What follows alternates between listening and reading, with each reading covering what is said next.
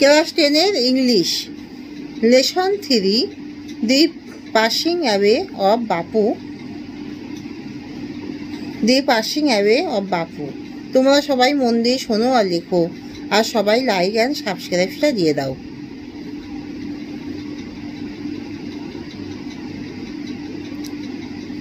তাহলে ক্লাস 10-এর English lesson 3 the passing away of Bapu. Nayantara সেগাল লিখেছেন, নয়নতারা সেগাল।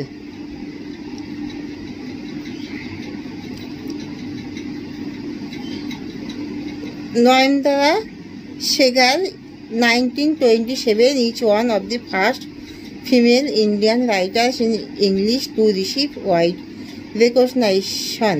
Her fiction deals with India's response to the crisis brought about by political change.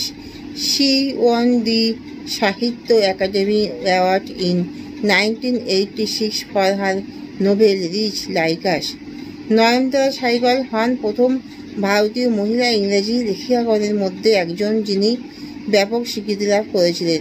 তার রচনায় ফুটে ওঠে রাজনৈতিক পট পরিবর্তনের ফলে তৈরি হওয়া সমস্যাগুলিতে ভারতীয়দের অনুভূতি। তিনি সাহিত্য একাডেমি পুরস্কার পান 1986 সালে তার উপন্যাস রিচ লাইক আস-এর জন্য। They take an extract from Nayanthara Segal's memoirs, Prison and Chocolate Cake, recounts the incidents following the death of Gandhiji. It vividly describes not only the author's personal sense of loss, but also the collective grief of the entire nation at the passing away of Mahatma Gandhi.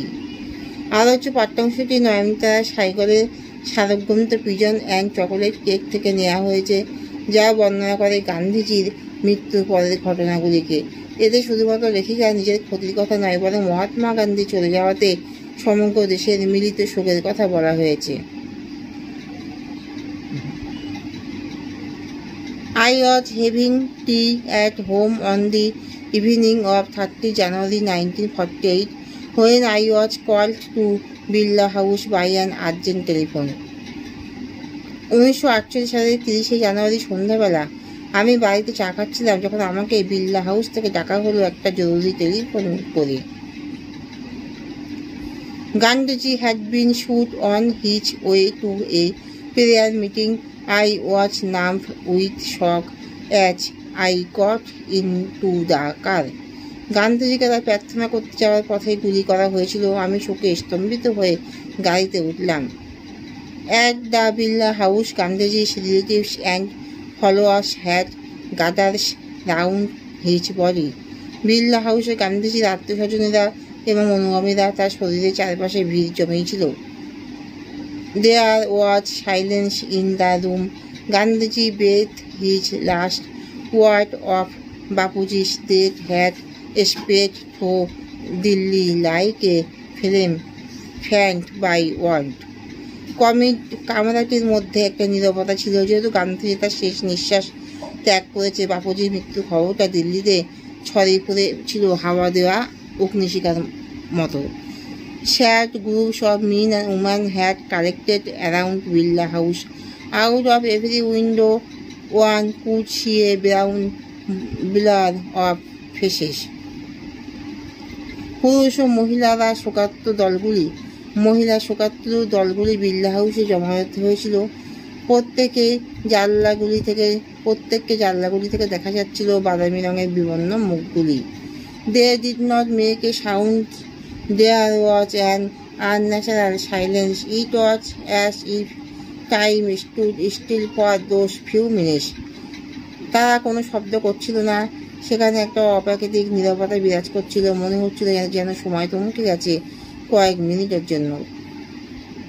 The people were too stunned to speak in the beginning. লোকেরা এতটাই হতভম্ব হয়ে গেছিল যে তারা শুরুতে কোনো কথা বলতে পারছিল না।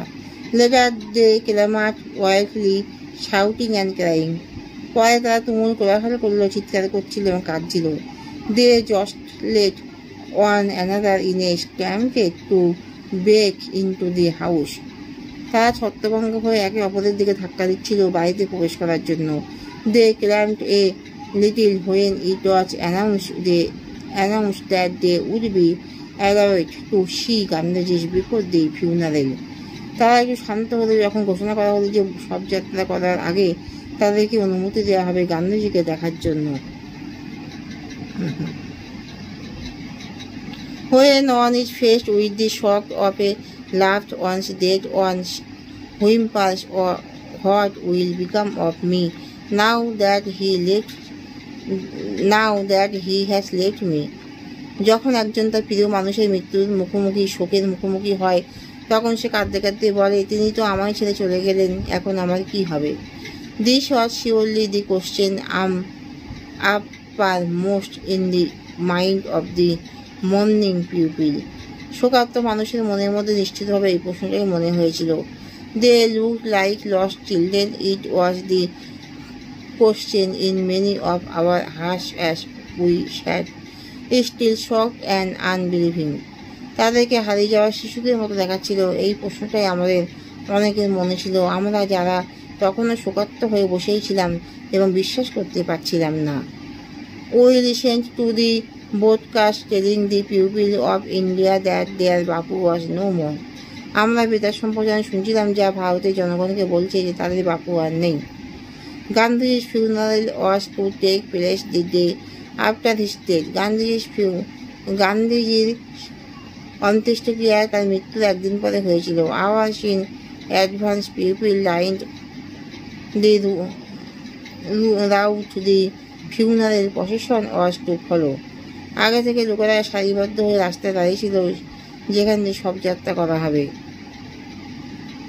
Padmasi Mrs Naidu's daughter spoke for us all when she said simply, "We will walk. It is the last time we shall be walking with Bapu." Padmashri Shrimati নাইডুর মেয়ে আমাদের সকলের জন্য সাধারণভাবে বলেছিলেন, আমরা হাঁটবো, এটাই শেষবার আমাদের বাপুর সঙ্গে হাঁটা। It was an agonizing walk. Thousands silently watched the procession. এইটাই ছিল একটা পীড়াদায়ক হাঁটা, হাজার হাজার লোক নীরবে পদযাত্রা দেখছিল। Bapu lay on an open tag covered with flowers. বাপুকে একটা ফুলে থাকা ট্যাগে শোয়ানো হয়েছিল। Thousands of people were trying to touch Bapu's feet. It was impossible to move in the thick crowd. হাজার হাজার লোক কাঁদছিলেন, চেষ্টা করছিলেন বাপুর পা স্পর্শ করার জন্য, অসম্ভব ছিল এত ভিড়ের মধ্যে এগিয়ে যাওয়া। As I moved forward slowly, I understood I was not merely in the midst of grieving people. যেই আমি ধীরে ধীরে এগিয়ে যেতে থাকলাম, আমি বুঝতে পারছিলাম যে আমি আর সেই শোকার্ত লোকেদের মধ্যে নেই। This was even more than the funeral procession of India's beloved leader. ভারতের প্রিয় নেতার শবযাত্রার থেকেও যেন এটা বেশি কিছু ছিল। I was among people for whom walking with Bapu had a special meaning. আমি সেই সমস্ত লোকেদের মধ্যে ছিলাম যাদের কাছে বাপুর সঙ্গে হাঁটার একটা বিশেষ অর্থ ছিল। We had walked with Bapu over the roof and smooth of India's recent history. আমরা বাপুর সাথে হেঁটেছি ভারতের সাম্প্রতিক ইতিহাসের রুক্ষ মসৃণ পথে। We could not now accept the fact that the man who had led us over many difficult paths was never going to walk with us again. আমরা এখন মেনে নিতে পারছিলাম না যে মানুষটি আমাদের অনেক কঠিন পথে নেতৃত্ব দিয়েছেন, তিনি আর কখনো আমাদের সঙ্গে হাঁটবেন না। Bapu's slight figure had walked staff in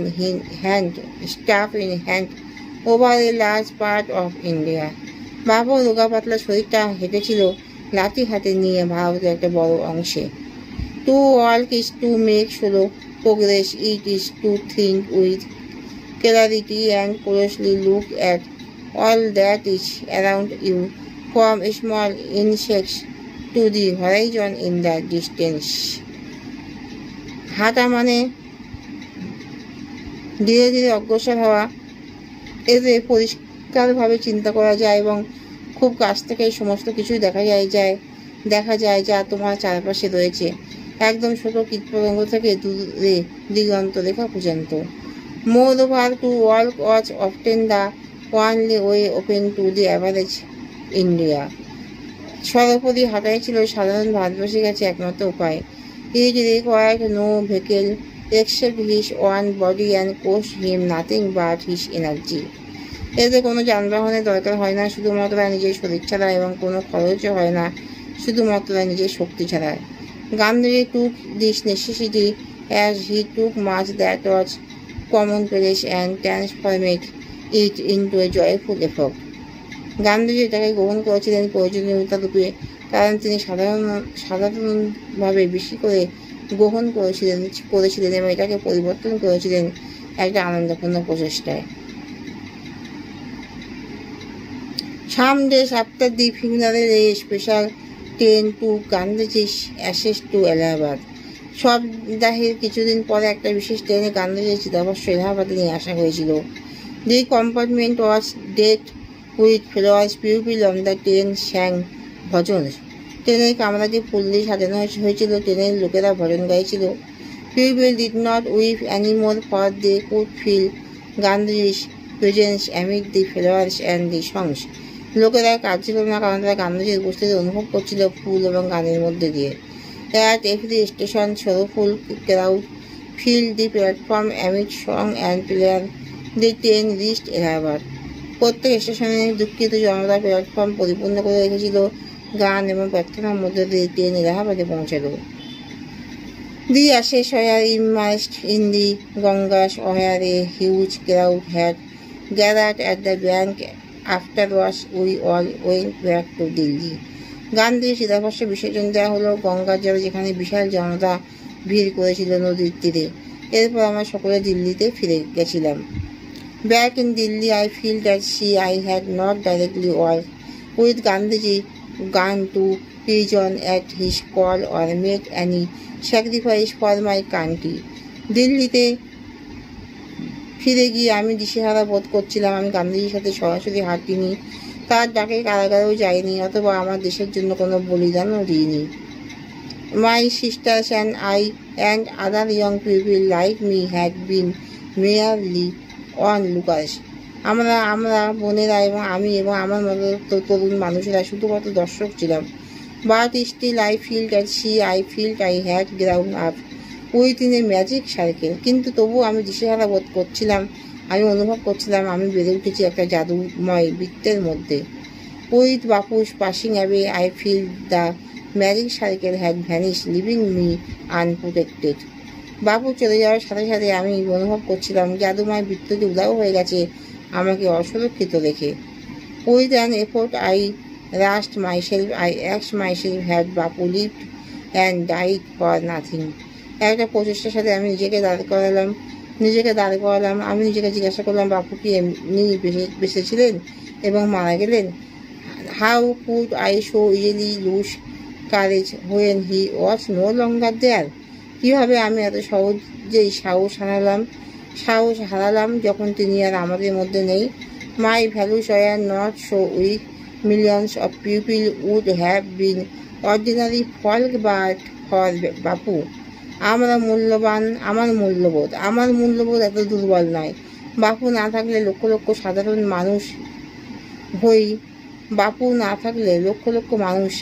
মানুষ হয়ে রয়ে যেত। He brought them out of indifference and awakened them to one another suffering. তিনি তাদেরকে উদাসীনতা থেকে বের করে এনেছিলেন এবং তাদেরকে একে অপরের দুঃখ যন্ত্রণায় সচেতন করে তুলেছিলেন। When if now Bapu is gone, we were still there, young, strong and proud to bear his banner before us. বাপু চলে গেছে তো কি হয়েছে, আমরা তো এখনো রয়েছি তরুণ, শক্তিশালী এবং গর্বিত তার পতাকা বহন করার জন্য। Bapu had passed away, but his India would continue to live in his children. বাপু মারা গেছেন, কিন্তু তার ভারত বেঁচে থাকবে তার সন্তানদের মধ্য দিয়ে। এখানেই শেষ করলাম। তোমরা কিন্তু সবাই লাইক অ্যান্ড সাবস্ক্রাইবটা দিয়ে দিও।